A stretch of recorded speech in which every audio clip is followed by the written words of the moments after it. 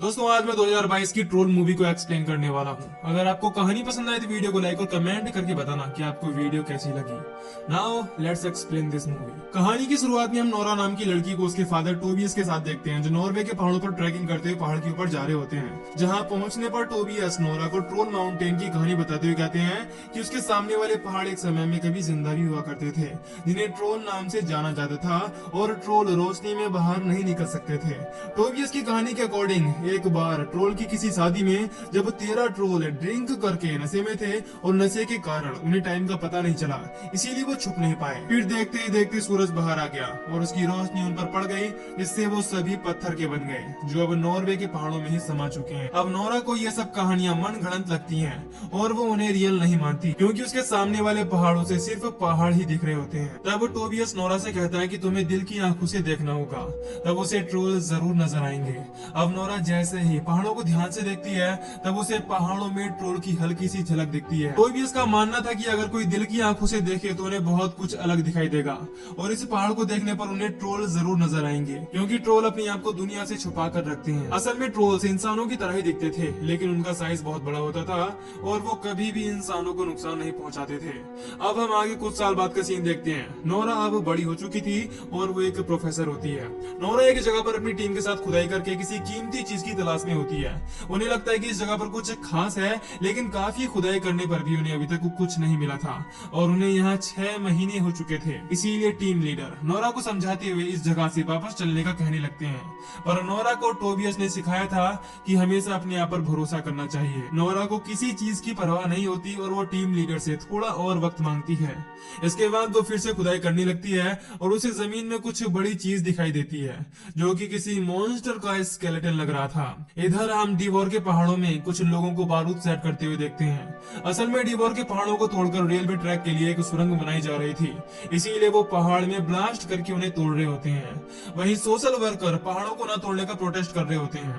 अब पहाड़ में ब्लास्ट करने के बाद जब वहां के वर्कर अंदर चेक करने के लिए जाते हैं, तो उन्हें कोई तेजी से आते हुए दिखाई देता है, जो पहाड़ों को तोड़ते हुए वर्कर की ओर बढ़ रहा होता है, जिससे डरकर सभी वर्कर बाहर की तरफ भागने लगते हैं। तभी नॉर्वे आर्म फोर्स उस जगह पर जांच के लिए जाती है और वहां की फोटोज क्लिक करके कमांडर को भेज देते हैं। इसके बाद उस जगह पर उस चीज के बारे में और इस इंसिडेंट के बारे में जानने के लिए मिलिट्री कमांडर एक मीटिंग अरेंज करते हैं और इस मीटिंग में नोरा को भी बुलाया जाता है। नोरा जब मीटिंग में जाती है तो उसे वहां प्राइम मिनिस्टर का एडवाइजर एंड्रियास मिलता है, जो उसे कॉन्फ्रेंस रूम में ले जाता है, जहां सारे बड़े ऑफिसर और प्राइम मिनिस्टर भी मौजूद थी। नोरा उस जगह की वीडियो को देखती है जिसमें जमीन पर किसी के बड़े बड़े पैरों के निशान दिखाई दे रहे होते हैं। यहाँ मीटिंग में बैठे सभी लोगों का मानना था कि ये निशान किसी बड़ी चीज या तूफान के कारण हो सकता है। तब नोरा कहती है कि उससे ये निशान किसी के पैरों के लग रहे हैं, जिस पर सभी लोग हंसने लगते हैं और कोई भी नोरा की बात को सीरियस नहीं लेता। इस दौरान वहाँ सीग्रिड आती है और उन्हें एक और वीडियो दिखाने लगती है, जो वहाँ प्रोटेस्ट कर रहे लोगों में से किसी ने शूट किया था, जिसमें उन्हें बहुत ही ज्यादा बड़ी मॉन्स्टर जैसी चीज नजर आती है, जिसे देखकर सभी शॉक होकर डर जाते हैं। किसी को समझ नहीं आता कि वो आखिर चीज क्या है। इसके बाद हम एक घर में बूढ़े कपल को देखते हैं जो चाय पीकर टाइम स्पेंड कर रहे होते हैं। तभी वो आदमी घर के बाहर अपने डॉग को लगातार भौंकते हुए देखता है, जैसे उनके घर के आसपास कोई आ गया हो। तभी अचानक से उनका घर तेजी से हिलने लगता है, जिससे उन्हें लगता है कि तूफान आ गया। इसीलिए वो दोनों बेसमेंट में जाकर छुप जाते हैं और घर में बहुत ही ज्यादा हलचल होते हुए महसूस करते हैं। इसके बाद जब सब कुछ शांत होने पर वो बाहर आते हैं, तो अपने घर को बुरी तरह से टूटा हुआ देखते हैं, जैसे उस पर कोई पांव रखकर चला गया हो। इस इंसिडेंट के बारे में मिलिट्री कमांडर को पता चल जाता है, इसीलिए वो नोरा और एंड्रियास को उस जगह पर इन्वेस्टिगेट करने के लिए भेजते हैं, जहां एंड्रियास नोरा से बात करते हुए उसकी फैमिली के बारे में पूछता है, जिस पर नोरा बताती है कि उसकी मदर की बचपन में ही डेथ हो गई थी और वो अपने फादर के साथ रहती थी। साथ ही वो बताती है कि उसके फादर की सोच बहुत अलग है और वो सब लोगों से दूर अलग ही रहते हैं। यहाँ एंड्रियास अपने बारे में बताते हुए कहता है कि उसे राइटर बनना था, लेकिन वो राइटर नहीं बन सका और फिर वो प्राइम मिनिस्टर का एडवाइजर बन गया। अब वो दोनों इस जगह पर पहुंच जाते हैं और कैप्टन क्रिस से मिलते हैं, जो बताता है कि कोई नदी को पार करके आया और पहाड़ों की तरफ चला गया, जहाँ उन्हें रास्ते में 3 किलोमीटर के दायरे में बड़े बड़े पैरों के निशान मिले, जो आगे जाकर अचानक ही गायब हो गए। इसके बाद नोरा और एंड्रियास उस कपल से मिलते हैं, जिन्हें वो लेडी बताती है कि वो जब बेसमेंट में थे तब उन्होंने घर में से किसी के रोने जैसी आवाज सुनी और ये आवाज बहुत ही ज्यादा तेज थी। फिर अचानक से आवाज आनी बंद हो गई और जब उन्होंने बाहर निकल कर देखा तो उनका घर टूट चुका था। अब यहाँ इन लोगों को ये समझ नहीं आ रहा होता कि अचानक से इतनी बड़ी चीज गायब कैसे हो गई। ये सारी बातें जानने के बाद नोरा को अपने फादर का ख्याल आता है और उसे लगता है कि शायद इस मामले में वो उसकी कुछ हेल्प कर सकते हैं। इसीलिए नोरा, एंड्रियास और कैप्टन क्रिस टोबियस के घर जाते हैं, क्योंकि टोबियस ने पहाड़ों को बहुत नजदीक से देखा था। इधर टोबियस के घर में आकर नोरा वहाँ ट्रोल्स की कई सारी फोटोज को देखती है। तभी टोबियस बताता है कि कई साल पहले जब यहाँ काम चल रहा था तब पहाड़ से कुछ बाहर आया, लेकिन उस चीज को प्रूफ कर पाना बहुत ही कठिन था और जितने भी प्रूफ मिले थे उन्हें गवर्नमेंट ने मिटा दिया ताकि इस बारे में किसी को पता न चल सके। इस पर नोरा टोबियस को बताती है कि उन्हें भी ऐसा ही कुछ मिला है जैसे कोई पहाड़ से निकला हो। तब टोबियस बताता है कि हजारों साल पहले ट्रोल्स हम इंसानों की तरह ही रहा करते थे, लेकिन अगर कोई इंसान उनसे दोस्ती करता था तो उसे सजा मिलती थी। फिर जब ट्रोल्स गायब हो गए तब कई साल बाद फिर से वो आए और मैंने उनका पता लगा लिया, इसीलिए सभी लोगों ने मुझे पागल समझकर पागल खाने में डाल दिया। अब भले ही नोरा अपने पिता के ट्रोल वाली बातों पर पूरी तरह यकीन नहीं करती, पर उसे उसकी बातों में सच्चाई नजर आती है, इसीलिए वो अपने फादर को उस बूढ़े कपल के घर वाली जगह पर ले जाने का फैसला करती है। इसके बाद वो टोबियस को वहां लेकर आ जाते हैं जहाँ बड़े बड़े पैर के आखिरी निशान थे। वहां पहुंचते ही टोबियस एक पैर के निशान को देखने लगता है और अजीब सी हरकतें करने लगता है।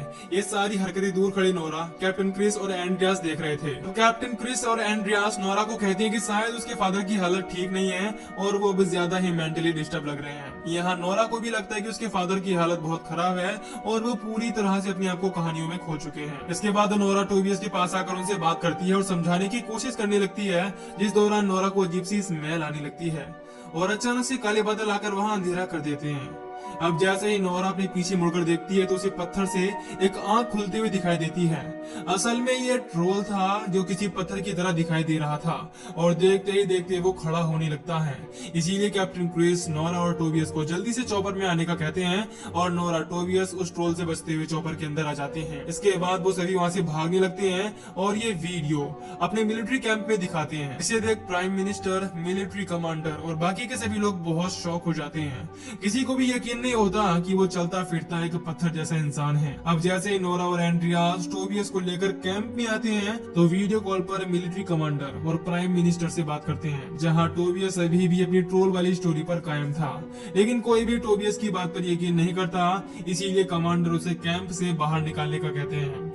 टोबियस को निकालने के बाद नोरा कमांडर से कहती है कि उसे थोड़ा टाइम चाहिए जिससे वो सब कुछ समझ सके, लेकिन प्राइम मिनिस्टर नोरा को कहती है कि वो खतरनाक चीज है जो इंसानों को तबाह कर देगी, इसीलिए उनके पास इतना टाइम नहीं है कि वो नोरा को उस चीज को समझने का टाइम दे और खतरा आने का इंतजार करें। इसीलिए अब प्राइम मिनिस्टर ये काम मिलिट्री को सौंप देती है और उस मॉन्स्टर जैसे दिखने वाले जायंट इंसान को मारने का ऑर्डर दे दिया जाता है। इसके बाद सभी मिलिट्री ऑफिसर उसे मारने के लिए रेडी होते हैं और उसकी तलाश में निकलने लगते हैं।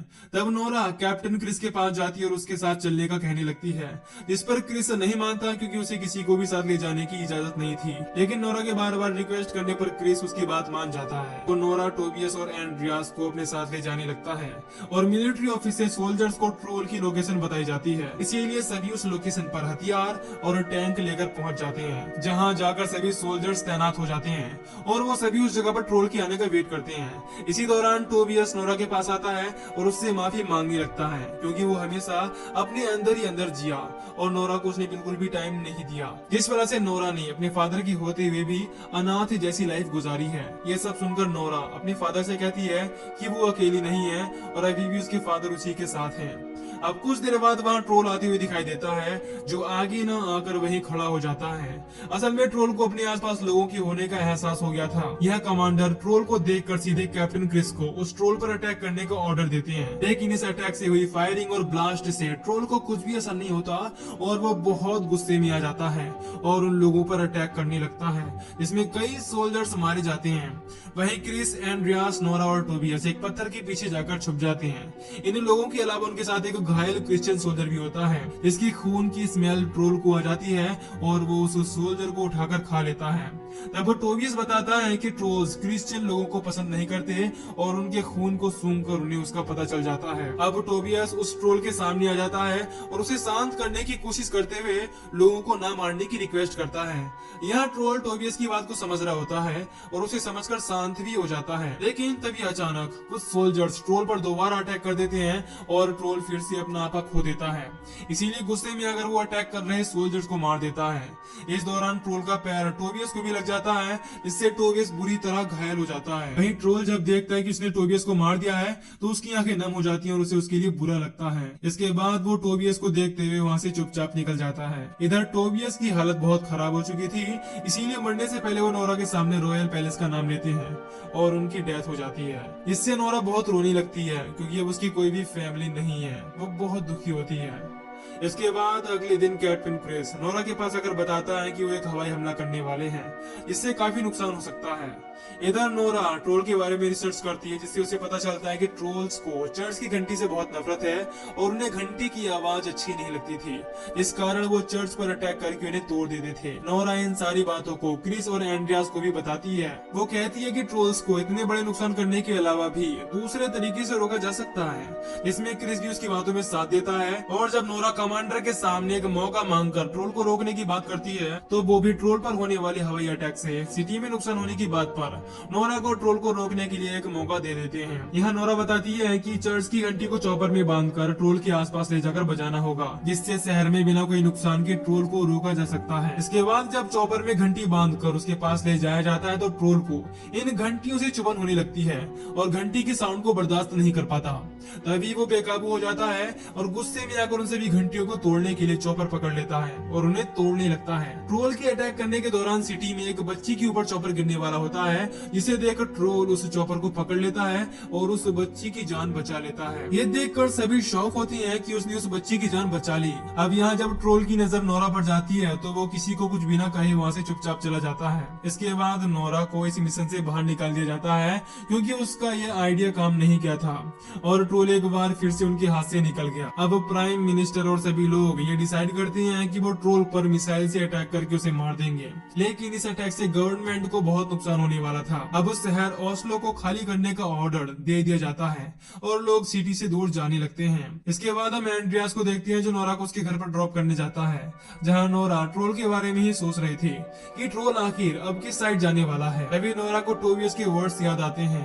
जब टोबियस मरने वाला था तो उसने रॉयल पैलेस का नाम लिया था, इसीलिए नोरा एंड्रियास को जल्दी से रॉयल पैलेस चलने के लिए कहती है, जहाँ जाकर वो किंग के चीफ मिनिस्टर से मिलते हैं। उनसे बात करने पर वो बताता है कि पहले के जमाने में माना जाता था कि अगर कोई किंग यानी कि राजा किसी दूसरे राजा के घर के ऊपर अपना घर बनाए तो ये बहुत शुभ माना जाता है। अब आगे पता चलता है कि इस पैलेस के पहले यहाँ कभी ट्रोल्स का घर हुआ करता था, जिन्हें पहाड़ों का राजा कहते थे। पर ट्रोल्स को चर्च की घंटी का साउंड बिल्कुल भी पसंद नहीं था, लेकिन वो इंसानों के साथ हमेशा मिलकर रहा करते थे। साथ ही कुछ इंसान पहाड़ी राजा यानी ट्रोल्स की पूजा भी करते थे। पर यहाँ के राजा सभी लोगों को क्रिश्चियन बनाना चाहते थे और चाहते थे कि सभी जीसस को पूजें। इसीलिए राजा ने सभी ट्रोल्स को मरवा दिया, लेकिन उन्होंने एक बच्चे को जिंदा छोड़ दिया था और फिर उसे डिबोर की पहाड़ियों में डरा धमकाकर बंद कर दिया ताकि वो वहीं मारा जाए। ये सुन नोरा समझ जाती है कि वो ट्रोल सालों बाद उठा है और अब अपने घर यानी उस रॉयल पैलेस में वापस आना चाहता है। इसके बाद चीफ उन्हें वहाँ के बेसमेंट में ले जाता है और ट्रोल्स के स्केलेटन्स दिखाता है, जहाँ नोरा जब एक स्केलेटन पर यूवी लाइट डालती है तो वो पत्थर में बदलने लगता है। ये देख उसे टोबियस की सुनाई बचपन वाली कहानी याद आती है, जब 13 ट्रोल पर रोशनी पड़ी तब वो सभी पत्थर के बन गए। यानी कि उस ट्रोल को रोकने के लिए उस पर बहुत ही ज्यादा यूवी लाइट या उसे सनलाइट में लाना होगा। इसके बाद नोरा जल्दी से कैप्टन क्रिस को कॉल करके ट्रोल को मारने का तरीका बताती है ताकि मिसाइल अटैक से सिटी में होने वाले नुकसान से बचा जा सके। वो क्रिस को कहती है कि उन्हें एक ओपन ग्राउंड में आना होगा, साथ ही शहर के बाहर बहुत सारी यूवी प्रोड्यूस करने वाली लाइट्स को लाना होगा। अब हम ट्रोल को सिटी की ओर आता हुआ देखते हैं, जिसे आता देख मिलिट्री उस पर अटैक करने लगती है, पर ट्रोल के सामने वो टिक नहीं पाती और मारे जाते हैं। ये देख प्राइम मिनिस्टर अब मिसाइल अटैक करने का ऑर्डर देती है। इस मिसाइल की अटैक की खबर सी ग्रिड एंड्रियास को देती है, जिस पर एंड्रियास सी ग्रिड को मिसाइल हैक करके उस अटैक को रोकने का कहता है। सी ग्रिड उसकी बात मान जाती है और सिस्टम को हैक करने लगती है। इधर नोरा और एंड्रियास एक ट्रोल के सर का स्केलेटन अपनी कार में रख लेते हैं और उस ट्रोल की ओर जाने लगते हैं। वहीं कैप्टन क्रिस भी भी अब यूवी लाइट लेकर सिटी से बाहर आ चुका था और ट्रोल रॉयल पैलेस की ओर बढ़ता हुआ दिखाई देता है। यहाँ जैसे ही मिसाइल अटैक किया जाता है तो सीग्रिड सारे सिस्टम को हैक करके अटैक को रोक देती है। दूसरी ओर नोरा अपनी कार को ट्रोल के पैरों के नीचे से निकालते हुए ले जाती है, जिससे उसी स्केलेटन पर रखा कपड़ा हट जाता है और जैसे ही ट्रोल उस स्केलेटन को देखता है तो नोरा की कार के पीछे पीछे भागने लगता है, लेकिन वो स्केलेटन सर गलती से गिर जाता है। इसके बाद ट्रोल उस सर को उठाकर देखने लगता है और बहुत दुखी होता है। नोरा भी उसके दर्द को समझ पा रही थी क्योंकि राजा ने उसकी पूरी फैमिली को मार दिया था। अब जैसे ही गलती से ट्रोल के हाथ से वो सर गिरता है तो वो टूट जाता है। इससे उसे बहुत ही ज्यादा गुस्सा आता है और वो गुस्से में नोरा की कार के पीछे पड़ जाता है, जिससे बचते हुए नोरा ट्रोल को सिटी से बाहर ले आती है।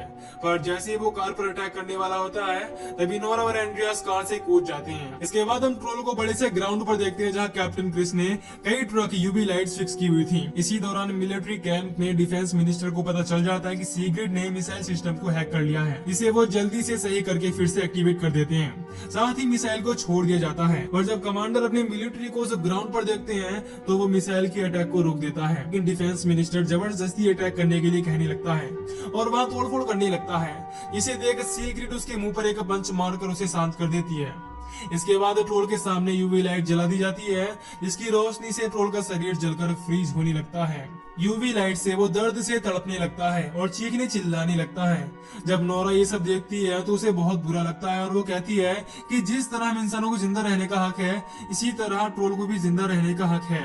इसीलिए वो जल्दी से जाकर सारी यूवी लाइट्स को ऑफ कर देती है और ट्रोल के सामने आ जाती है, जहाँ वो ट्रोल को वापस पहाड़ों में जाकर छुप जाने का कहती है, वरना उसे इंसान जिंदा नहीं छोड़ेंगे। अब ट्रोल अपनी नम आंखों से नोरा को देखता है और उसकी बात समझता है, लेकिन इससे पहले वो यहाँ से जा पाता उससे पहले सूरज निकल आता है और उसकी रोशनी जब ट्रोल पर पड़ती है तो ट्रोल का शरीर जलने लगता है, जो देखते ही देखते पत्थर में बदल जाता है और नीचे गिर जाता है। इसके बाद वहाँ प्राइम मिनिस्टर भी आ जाती है, जो नोरा से कहती है कि उसके फादर की कहानियां सही थी और नोरा भी अब ये बात समझ गई थी। इसके अलावा एंड्रियास प्राइम मिनिस्टर के पास जाकर अपनी नौकरी छोड़ने की बात करता है और कहता है कि उसे एक राइटर बनना है। अब नोरा और एंड्रियास वॉक करने लगते हैं, जिस दौरान एंड्रियास कहता है कि क्या पहाड़ों में और भी ट्रोल्स होंगे, जिस पर नोरा हंसते हुए कहती है कि कुछ भी हो सकता है। और इसी के साथ ये मूवी यहीं पर खत्म हो जाती है। तो दोस्तों, अगर आपको इस मूवी की एक्सप्लेनेशन पसंद आई हो तो वीडियो को लाइक और चैनल को सब्सक्राइब कर दीजिए। बाकी मैं मिलूंगा आपसे न्यू वीडियो में। Till then take care, love you, bye bye.